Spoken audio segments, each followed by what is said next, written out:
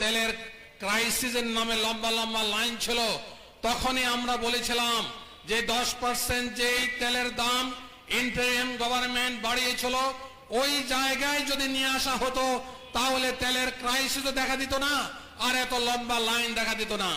সুপরিকল্পিত উপায়ে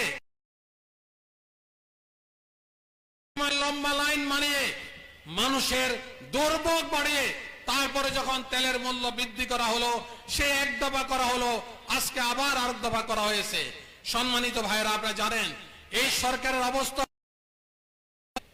সরকারের অবস্থা হলো যে সব দিক থেকেই মনে হয় যেন চুপচাপ বসে আছে।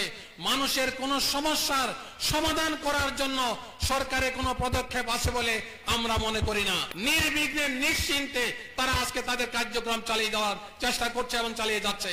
আমরা আশা করব সরকারের শুভ বুদ্ধির উদয় হবে, সরকারের শুভ বুদ্ধির উদয় হবে, এদেশের গণমানুষের আকাঙ্ক্ষা যা তা তারা পূরণ করবে।